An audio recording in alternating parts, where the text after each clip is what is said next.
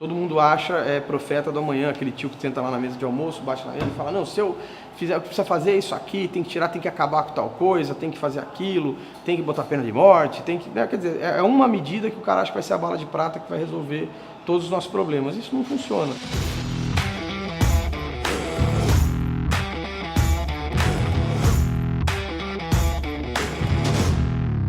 Um dos grandes problemas ou dos grandes desafios que a gente tem no Poder Judiciário hoje, dentro do sistema de justiça do Brasil, é, de um lado, a grande quantidade de processos que a gente tem, quer dizer, que demandam dos juízes, de todos os servidores, um esforço muito grande para tentar atender a população, e uma prestação jurisdicional que é um pouco lenta, quer dizer, em função de uma série de coisas que vão até o sistema de recursos, enfim, etc. E, ao mesmo tempo, uma questão que a gente tem de um distanciamento de compreensão entre o que os juízes ou desembargadores, enfim, pensam e acabam colocando nas decisões deles e a maneira que as pessoas interpretam essas decisões. E, além disso, uma questão muito grande de simplificação de algumas situações que são complexas, mas, ao mesmo tempo, quando elas são enfrentadas no Poder Judiciário, não são examinadas em toda essa complexidade. Quer dizer, você tem causas que o juiz, por definição, tem que decidir o processo naquele caso concreto. Ele tem que julgar o caso que é sendo submetido a ele, que foi apresentado a ele.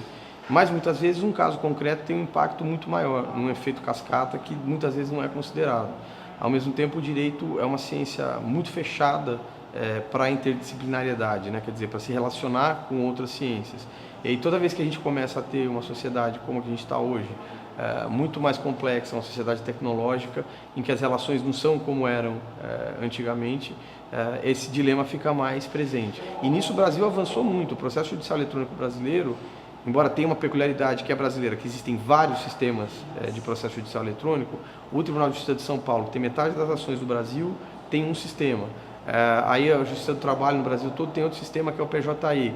Em tese, o PJE era para ser o sistema que seria para o Brasil inteiro, mas como o TJ tinha começado com uma outra tecnologia, isso está até hoje no Conselho Nacional de Justiça para uniformizar, porque a ideia era que qualquer pessoa com um computador entrasse no sistema e conseguisse acompanhar um processo, ver um processo. Mas já melhorou muito, já evoluiu muito, com certeza. Essa questão da aproximação da linguagem jurídica, da linguagem dos tribunais, vamos dizer assim, para a linguagem coloquial que as pessoas têm, realmente é uma barreira muito grande que tem no direito. Eu tenho um amigo meu que é professor de História da Economia, perdão, que é o Vinícius Miller, e ele uma vez comentou isso, que ele acha que a maior mudança que os operadores do direito, os profissionais do direito, seja eles tanto da magistratura ou advogados do Ministério Público, poderiam fazer, e que seria uma mudança transformadora, com certeza seria uma mudança de linguagem. Acho que toda a área é comum, você vai ter termo técnico, vai ter jargão, isso é uma coisa que é natural. Mas o problema é que o direito está na vida das pessoas. A partir do momento que você nasce, às vezes, quer dizer, até antes de nascer você já tem direitos, depois você começa a ter também deveres, e eu acho que essa falta de comunicação passa por uma mudança de linguagem, de uma mudança de enfoque. Tem um certo ar aristocrático ainda que marca o direito, Embora eu brinque assim, que a profissão tem muito glamour, mas ontem eu vim para cá, para São Paulo, despachar com um desembargador no TJ, etc. E no tempo que eu tive, depois da viagem que eu cheguei, tinha para falar com ele no horário agendado, eu consegui comer um McDonald's, fiquei andando no centro de terno, gravata, suando, você fica para lá, vai para um lugar, vai para o outro. Esse é o glamour da advocacia que ninguém vê. É uma mudança de mentalidade. Um grande desafio que a gente tem hoje no direito é de entender que a gente tem sim que se abrir, interagir com outras ciências e dialogar melhor com a sociedade. A gente tem um paradoxo muito grande, quer dizer, hoje as sessões do Supremo Tribunal Federal são transmitidas na TV pela TV Justiça. Passa para quem quiser ver, inclusive a gente tem visto, lamentavelmente, cenas de quase de pugilato, só falta ter pugilato entre ministros no tribunal, enfim, discutindo, etc. Tem um lado muito bacana que as pessoas hoje sabem como as decisões são tomadas, conseguem acompanhar uma sessão de julgamento, embora ela também dê uma impressão errada de que todo julgamento é daquele jeito, quer dizer que realmente eles discutem, examinam e fazem, e com a quantidade de processos que se tem, não é assim. Você vai acompanhar um julgamento do Tribunal de Justiça de São Paulo hoje, primeiro é que você tem a informatização, então tem um grande número de decisões hoje que é virtual e é uma coisa que ajudou, né? O processo eletrônico acelerou realmente a tramitação dos processos, mas se você vai acompanhar uma sessão física, o processo que já tem um número vira um segundo número, né? Ele vira o número 2 da pauta, o número 4 da pauta, e muitas vezes você vai ver, vai só o relator dizer, olha, dou provimento ao recurso, ou nego o recurso pelo motivo A e B, quando fala o motivo, e outras vezes nem fala. Então você tem que esperar a decisão sair, ser publicada. Então dá essa falsa impressão para as pessoas de que tudo é muito bem debatido. Infelizmente o sistema está ficando irracional. Eu acompanhei uma sessão recente de julgamento, no caso que eu tinha, pedi a preferência, que é quando você quer dizer para as pessoas que você está lá assistindo. Então tem, por exemplo, 100 processos na pauta, eles vão julgar primeiro aqueles das pessoas que estão lá acompanhando o julgamento, né? E depois foi isso, quer dizer, quando o relator leu, ele só falou, número 14 da pauta, nego o provimento, como voto segundo, acompanho o terceiro, acompanho, e acabou. Ninguém sabia por que foi, os outros dois juízes não leram a fundamentação que o relator usou no voto dele, e eu fiz essa brincadeira com o colega. Eu falei, bom, daqui a pouco acho que a gente vai preferir mesmo que seja um robô que julgue, porque vai ser isso, você vai ter a certeza de que todos os argumentos foram examinados, né, e estão colocados ali. E isso já acontece, quer dizer, para contrato já é assim, já tem tecnologia hoje que identifica a partir de modelos que o escritório já tem de contrato, qual é o caso que está sendo colocado e elabora uma minuta de contrato dessa maneira, né? Esse é um caminho sem volta. Eu acho que um desafio que a gente tem hoje presente no Brasil é o desafio do diálogo. A gente está perdendo a capacidade de conseguir estabelecer mínimos denominadores comuns sobre certos temas, sobre alguns temas, sobre temas que são polêmicos, né? Eu vejo com bons olhos uma certa, pelo menos existe uma certa aparência de uma maior politização da população hoje. Eu não sei se é só uma amplificação que as redes sociais fizeram, de pessoas que estariam mais isoladas e conseguem ganhar acesso à mídia, etc., quando falam disso, né? Mas eu sinto muito essa dificuldade, porque a partir de premissas ideológicas que as pessoas têm, quer dizer, se o cara é do partido A ou do partido B, então ele usa amarelo ou usa vermelho, você já não quer nem ouvir o que esse cara tem para falar, né? Ou você acha que tudo que sai da boca daquela pessoa é necessariamente ruim, não faz sentido e não deve nem ser considerado na mesa. Essa falta de capacidade de diálogo, de conseguir estabelecer o que a gente chama de o que é política de Estado e o que é política de governo, né? Colocar quais são aquelas coisas que você tem que fazer independente do partido, de quem está no governo, de quem vai fazer. A gente, quando assiste campanha eleitoral no Brasil, é só vendo um falar que o outro, se assumir, vai acabar com tudo, vai acabar com o Brasil, vai ter desemprego, vai ter menos saúde, vai ter, enfim, uma série de problemas, né? Nunca é uma campanha propositiva. Eu sou filiado a partido político já há muitos anos, porque acredito que as pessoas precisam se engajar, precisam se envolver, né? Inclusive, não só sou filiado e pago um valorzinho pequeno, mas todo mês ajudo a manter essa estrutura, né? A gente tem esse debate no Brasil, quer falar de financiamento público de campanha, qual vai ser o modelo, as empresas não podem, mas as pessoas não doam nem ou tempo ou o dinheiro delas para tentar ajudar quem está querendo fazer. E justamente o esforço que eu sempre tive foi disso, quer dizer, eu me envolvi com juventude partidária, cursos de formação política, quer dizer, em tentar fazer as pessoas entenderem. As pessoas, muito por um déficit de educação que a gente tem no Brasil geral, não conseguem nem entender, às vezes, o que são os três poderes. Você vai, às vezes, falar com alguém, às vezes até em aula. Eu dou aula para alunos de administração e relações internacionais, por exemplo. Vou falar com eles, as pessoas têm, às vezes, dificuldade de entender qual é a diferença entre União, Estado e município, aí o Poder Judiciário da União e dos Estados que você tem, aí as casas legislativas, a Câmara dos Vereadores, a Câmara dos Deputados, o Senado, a Assembleia Legislativa. Como é que funciona isso tudo? Quem controla o quê? Mas justamente por ver essa falta de capacidade de diálogo que eu falei no começo da minha resposta, é que eu até, mais recentemente, deixei de ocupar posições executivas dentro do partido ao qual eu era afiliado, porque eu falei, olha, aqui não dá, se você conversar só porque você está vestindo determinada camiseta, as pessoas não querem ouvir, não querem falar, e ao mesmo tempo, no ambiente que você está, as pessoas também não querem, tem muita dificuldade de ouvir crítica do que vem de fora. Então eu comecei a me dedicar ainda mais às atividades de educação. A sala de aula, acreditar que ali é um ambiente que você pode tentar contribuir e semear novas bases para que a gente faça diálogos construtivos. Eu acho que isso passa primeiro pela mudança da forma de ensino, né?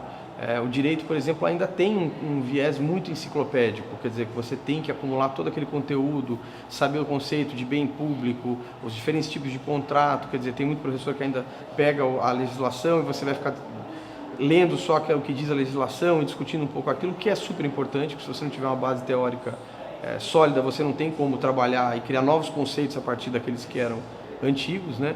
Mas é justamente fazendo da sala de aula um espaço de diálogo, porque rede social não é diálogo, as pessoas, tá cada um falando o que quiser e ninguém está ouvindo nada, né? Todo mundo acha profeta do amanhã, aquele tio que senta lá na mesa de almoço, bate na mesa e fala, não, se eu precisa fazer isso aqui, tem que tirar, tem que acabar com tal coisa, tem que fazer aquilo, tem que botar pena de morte, tem que, né? Quer dizer, é uma medida que o cara acha que vai ser a bala de prata que vai resolver todos os nossos problemas. Isso não funciona, né? Não é assim, não é verdade, não é a realidade.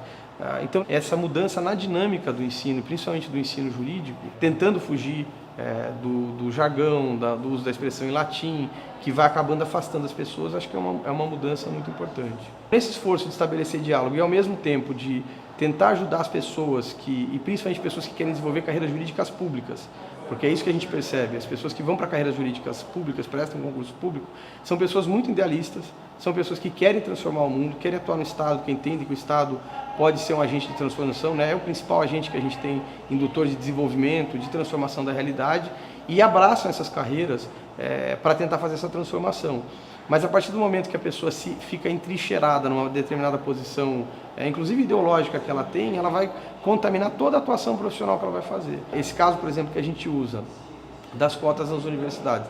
A maioria das vezes que a gente senta para falar com a turma, a maioria das pessoas vai ser favorável, porque todo mundo quer um mundo com mais inclusão, com maior participação, com maior diversidade, né? Isso é uma coisa quase que unânime, né? É quase unânime, mas não é unânime ainda. Quer dizer, mas a diversidade realmente é uma coisa que é um valor hoje que as sociedades contemporâneas têm prezado e cultivado bastante. Mas, ao mesmo tempo, quando você começa a mostrar que essa política está sendo feita de uma forma que ela está gerando novas distorções, quando você tem institutos federais, por exemplo, hoje todas as universidades federais, por lei, são obrigadas a ter ações afirmativas, né?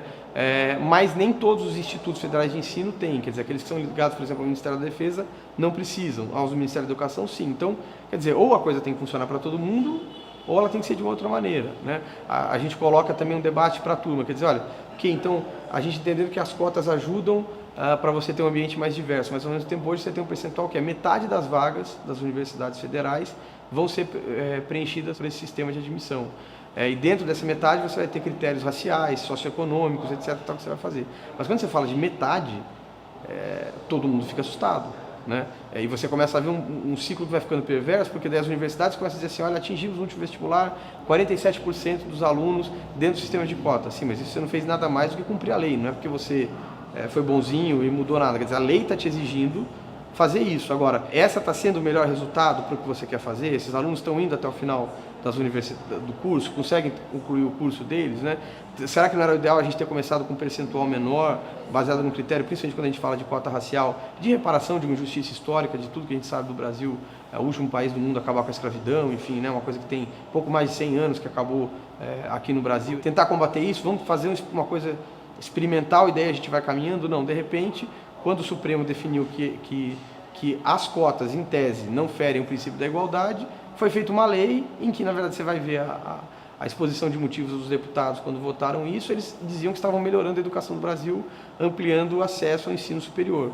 E a gente continua sem atacar o problema que todo mundo fala, que até minha filha de 7 anos daqui a pouco já está falando, que olha, a gente precisa melhorar o acesso à educação básica, formar o cara ali, no começo, né? Quer dizer, e fazer com que ele depois possa fazer as escolhas dele a partir de que todo mundo está largando da mesma posição, né? A gente precisa ter no Brasil uma cultura mais de participação. Eu acho que a gente costuma visualizar muito uma cultura de crítica, nós somos uma nação muito crítica, mas que as pessoas se envolvem pouco nas coisas. Isso é um exemplo que eu faço também muitas vezes em sala de aula, né?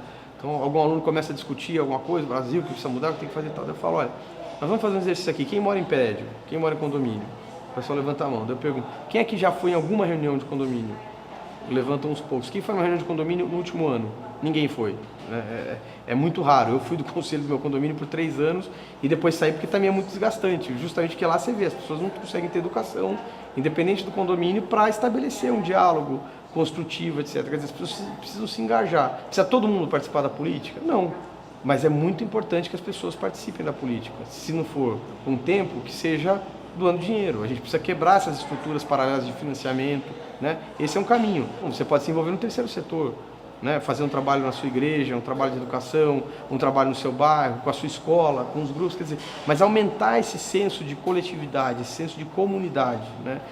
Que às vezes falta e gera essas distorções, contribui para a desigualdade e tudo mais. Eu acho que principalmente é engajamento, as pessoas começarem a tomar posição em relação às coisas, mas sempre generosas em tentar entender o ponto de vista do outro. Eu estou com 39, vou fazer 40 no ano que vem, Quer dizer, esses 20 anos de vida adulta, você pegar dos meus 18 para cá, a gente cresceu com essa ideia do Brasil é o país do futuro, Brasil é o país do futuro, esse futuro que já chegou e a gente continua com alguns desafios. Acho que a gente evoluiu muito, melhorou muito. Hoje, naquilo que o Brasil tem de excelência, eles se assemelham muito com os países do mundo. Eu sempre digo isso. Eu que moro no interior, morei em São Paulo, sou paulistano de nascimento, mas moro no interior desde os 2 anos, voltei para cá quando fiz graduação, trabalhei aqui, enfim, fiquei estudando 8 anos aqui e voltei para São José. Eu costumo brincar que hoje, quando eu venho para São Paulo, eu já me sinto como quando eu vou para Nova York, quando você vai para Londres, para alguma grande metrópole mundial, porque o que você vê de opção de restaurante, de serviço, a forma que as pessoas vivem, o que elas fazem, é completamente diferente, né? Mas isso na excelência.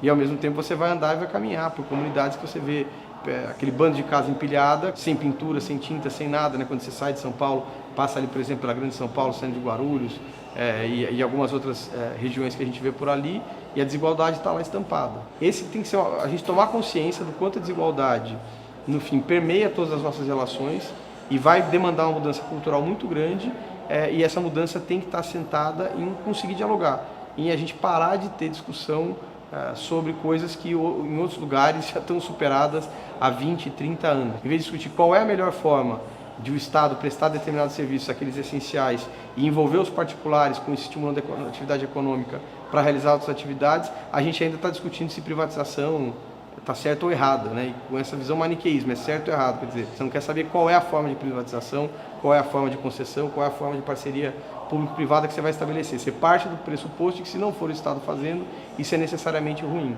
Como se tudo que o Estado faz fosse necessariamente bom, né? E não, a gente sabe que na prática a teoria é outra, como já diria o João Mirbeck.